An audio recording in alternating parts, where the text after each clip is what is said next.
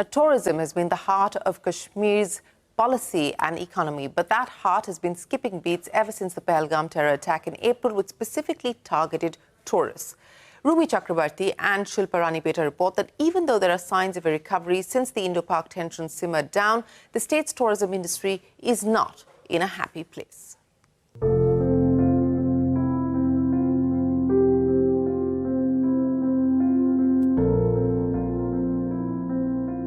For years, Kashmir has been sold to tourists as paradise on earth.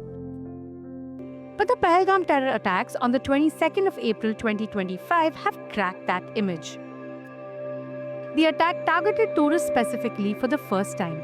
It happened even as expectations were high that this year's number would surpass the 1.08 crore tourists who visited the Union Territory between January and June 2024, according to the government's India Brand Equity Foundation.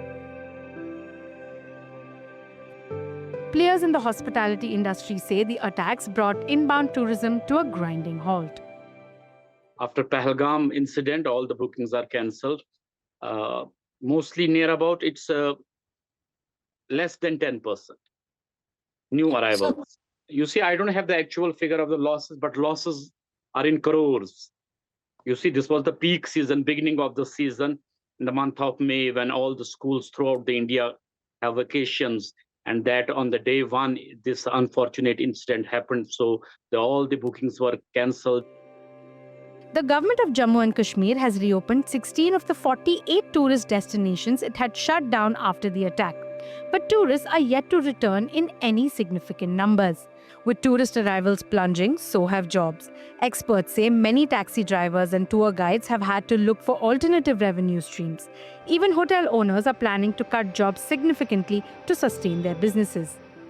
And many jobs have been cut off, and if the situation remains safe, there will be more job cut-offs towards the people who are engaged in this sector. It will be cut off to 90%, 90-95%. We have 3 lakh people involved in the hotel industries.